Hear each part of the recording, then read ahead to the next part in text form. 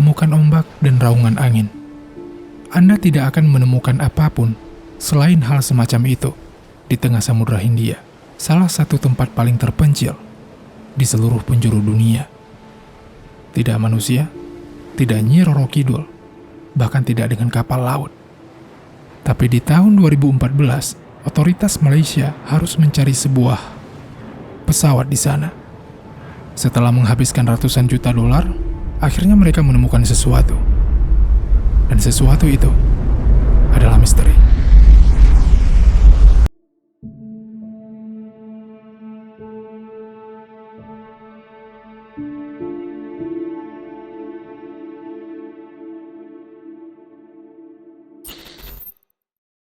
Pesawat itu lepas landas dari Kuala Lumpur, melewati beberapa waypoint sebelum mengambil belokan di sini.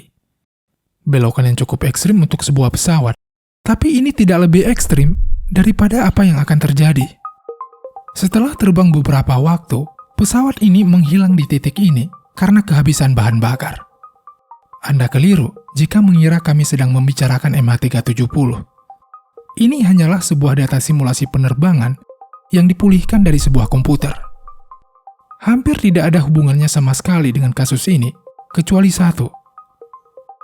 Komputer itu milik Zahari Ahmad Shah, pilot yang bertugas dalam penerbangan MH370. Tapi, ini bukan alasan kenapa area pencarian MH370 dikonsentrasikan di lokasi ini. Bahkan lokasi ini terasa aneh jika mempertimbangkan rute penerbangan mereka yang justru mengarah ke arah sebaliknya. Lebih masuk akal jika pencariannya dilakukan di titik ini, karena di titik inilah pesawat mulai tidak terdeteksi radar ATC. Dan hilangnya deteksi ini sudah pasti berhubungan dengan transponder pesawat. Yang belum pasti itu penyebabnya, bisa saja karena rusak, bisa saja karena sengaja dimatikan. Beruntungnya, tidak membutuhkan rocket science untuk membedakan hal ini. Alih-alih langsung hilang, pesawat yang transpondernya dimatikan justru tetap muncul di radar beberapa saat sebelum benar-benar menghilang. Dan ini yang terjadi dengan MH370. Tapi bagian yang paling mencurigakannya adalah semua ini terjadi tepat setelah pesawat melewati waypoint Igari. Oke, kami akan mencoba membuatnya lebih masuk akal. Anda lihat garis-garis itu? Itu adalah batas ruang udara dari masing-masing negara, dan waypoint Igari ini berada di ruang udaranya Singapura. Karena penerbangan ini mengarah ke Cina, titik ini sederhananya dijadikan titik transisi perpindahan tanggung jawab dari ATC Malaysia ke ATC Filipina. Malaysian 370, contact Ho Chi Minh 120.9. Selama pesawat belum menghubungi ATC Filipina seperti yang diinstruksikan ATC Malaysia, ATC Filipina hanya akan fokus mengawasi pesawat lain yang memang sudah berada di ruang udara mereka. Sama seperti pelaku, kami juga melihat momen tanpa pengawasan ini sebagai momen yang tepat untuk menghilang. Hilangnya pesawat dengan cara yang tepat di waktu yang tepat inilah yang kemudian membuat kecurigaan mengarah kepada pilot. Dan kami mulai merasa tuduhan-tuduhan liar ini mungkin ada benarnya setelah mendengar kembali rekaman ini. Jawaban seharusnya adalah seperti ini.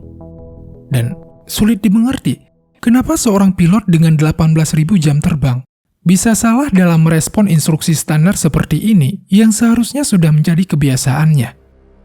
Tapi, prasangka yang membuat kami terdengar seperti penggila teori konspirasi ini terbantahkan oleh laporan hasil investigasi. Bagaimana mungkin seorang pilot dengan rekam jejak sempurna tanpa masalah keluarga, tidak kekurangan uang, nihil indikasi permasalahan mental, ditambah lagi disukai oleh banyak orang, melakukan hal semacam ini? Saya tidak percaya, kecuali sudah terbukti ia terlibat langsung terhadap hilangnya. Seandainya kita pergi dengan pesawat dan kita dapat pemilih pilotnya, Kapten Zahari adalah pilihan pertama saya. Dan kami juga tidak melihat alasan kenapa co-pilot akan melakukannya. Dari hasil investigasi, dia itu terlihat seperti mas-mas biasa pada umumnya. Mungkin ini yang membuat beberapa orang berpikir seperti It was reported in 2006 that Boeing was given a license to operate the takeover of a hijacked plane while it is flying. So I wonder whether that's what happened or not. It's very strange that a plane leaves no trace at all. The capacity to do that is there. The technology is there. Ya, kurang tahu ya. Terdengar agak berlebihan untuk kami. Anyway, berbeda dengan pertanyaan siapa, pertanyaan kemana mampu dijawab sempurna oleh laporan ini. Jawaban di 10 halaman ini singkatnya begini. Setelah transpondernya mati, bukan berarti pesawat ini menjadi tidak terdeteksi sama sekali. Anda lihat 2 radar itu? Itu adalah radar primer. Alih-alih bergantung dengan transponder seperti radar sekunder yang digunakan ATC, radar ini justru sudah mampu menentukan posisi pesawat hanya dengan pantulan gelombang elektromagnetik. Tapi jangan salah, kelebihan ini ternyata juga menjadi kelemahannya. Jika ketergantungannya pada transponder memungkinkan radar sekunder memperoleh informasi lengkap dari pesawat, cara kerjanya yang lebih sederhana membuat radar primer tidak mampu memberikan data lengkap seperti identitas pesawat, ketinggian dan semacamnya, lokasi dan waktu. Hanya itu informasi yang bisa diperoleh dari radar jenis ini. Walaupun terlihat tidak banyak, tapi di situasi krisis seperti ini, info dasar seperti ini ternyata sudah cukup membantu untuk melacak kemana perginya pesawat. Pada jam 01.21 waktu Malaysia, pesawat terdeteksi berada di sini. Dari semua arah yang bisa dituju, pesawat ini malah berputar balik ke arah asalnya, membentuk putaran seperti ini. Belokan 40 derajat ke kanan dan 180 derajat ke kiri ini hanya mungkin dilakukan dengan kendali manual tanpa autopilot. Dan iya, seorang pilot kadang-kadang akan melakukan manuver semacam ini jika ada keadaan darurat, dan ini mungkin terjadi pada penerbangan ini. Bisa saja muatan kargo sensitif ini mengganggu jalannya pesawat, bisa saja terjadi sesuatu dengan sistem mekanikalnya, bahkan bisa jadi juga 2 penumpang dari Iran yang terbang dengan paspor curian ini mencoba melakukan pembajakan. Tapi tidak satu pun skenario buruk ini terjadi. Tahu kenapa? Karena kalau terjadi, pesawat ini bisa didaratkan di sini, di sini, di sini, di sini, di sini, di sini, di sini, banyak pilihannya. Tapi tidak.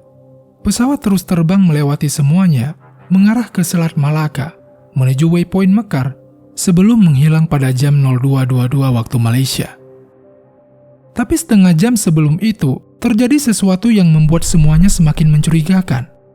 Pada jam 01.52 waktu Malaysia, telepon genggam milik co-pilot tiba-tiba terdeteksi aktif sesaat di sekitar Pulau Penang. Apakah dia mencoba untuk menghubungi seseorang dan melapor? Ataukah ini hanya kebetulan yang sangat kebetulan? Terserah bagaimana Anda menyimpulkannya, tapi untuk kami, deteksi super singkat ini hanya cukup untuk menjelaskan kenapa tidak ada satupun dari mereka yang berada di pesawat mencoba untuk melapor. Mustahil mendapatkan jaringan yang stabil jika pesawat terbang terlalu tinggi, terlalu cepat, menjauh dari daratan, mendekat ke arah lautan. Tentu masuk akal jika kemudian area pencarian yang sebelumnya hanya berfokus di lokasi hilangnya pesawat, berpindah ke Laut Andaman dan Teluk Benggala. Tapi tahu tidak anehnya apa? Sesaat setelah keluar dari jangkauan radar primer, tepatnya pada jam 02.25 waktu Malaysia, sistem ECARS pesawat somehow terdeteksi aktif kembali, dan sistem komunikasi satelit ini terus aktif sampai 6 jam ke depan.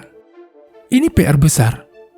Begini, jika dalam waktu 1 jam saja, pesawat ini bisa menempuh 1.500-an kilometer, coba bayangkan seberapa jauh jarak yang bisa ditempuh selama 6 jam itu, dan sumber sinyalnya bisa datang dari arah mana saja. Di posisi ini Anda mungkin sudah bisa menebak kenapa area pencarian akhirnya difokuskan di bagian selatan Samudra Hindia. Tapi ketika itu terjadi, tebak-tebakan seperti ini tidak... Come on. Jika Anda berencana melakukan operasi pencarian pesawat termahal sepanjang sejarah, semua yang dilakukan harus memiliki dasar perhitungan. Dasar perhitungan mereka kurang lebih seperti ini. Inmarsat, selaku operator satelit, merekam 10 data transmisi selama 6 jam itu. Karena fungsi utamanya untuk komunikasi, Data-data transmisi ini sudah pasti tidak memuat informasi lokasi, kecepatan, dan semacamnya. Data yang ada di dalam transmisi ini hanya sebatas jenis komunikasi dan waktu komunikasi itu terjadi. Data waktu inilah yang kemudian digunakan untuk memperkirakan jarak antara pesawat dengan satelit. Semakin cepat transmisi tersebut sampai ke pesawat, semakin dekat pula jarak antara pesawat dengan satelit. Dari 7 data yang diambil, terciptalah 7 lingkaran yang mewakili jarak-jarak itu. Dengan pertimbangan waktu, kecepatan, cuaca, ataupun lokasi terakhir, garis-garis ini bisa dipersempit satu persatu yang akhirnya mengerucut ke bagian selatan Samudra Hindia dan menjadi titik fokus pencarian hingga saat ini. Jadi, apa saja yang telah mereka temukan? Kecuali sinyal black box yang terdeteksi di sini, tidak banyak sebenarnya. 5 sinyal yang berasal dari underwater locator beacon ini pun, ujung-ujungnya juga menghilang setelah hanya beberapa hari terdeteksi. Baterainya habis kali. Itu mungkin pertanyaan yang juga terlintas di benak tim pencari ketika memutuskan untuk memindai 860 km persegi permukaan laut ini dengan autonomous underwater vehicle. Dan nothing. Hal semacam ini terus terjadi sampai 508 hari kemudian ketika sebuah objek ditemukan di Pulau Reunion. Kemunculan objek ini kemudian disusul oleh objek-objek lain yang juga ditemukan di area yang sama, yang mana konsisten dengan data simulasi pergerakan serpihan yang dibuat oleh Sairo. Tapi setelah dilakukan inspeksi menyeluruh, dari semua item yang ditemukan, hanya 3 di antaranya yang terkonfirmasi berasal dari penerbangan MH370. Salah satunya adalah flaperon ini. Menariknya, dari flaperon ini, investigator kemudian juga mengetahui jika pesawat jatuh secara keras tanpa terkontrol. Dan untuk kami, ini sudah cukup menjelaskan kenapa sangat sulit menemukan serpihan-serpihannya. Yang belum jelas, kenapa ada orang yang mau masuk ke kokpit, menguncinya dari dalam, terbang sejauh mungkin ke tempat antah berantah, dan melakukan ini.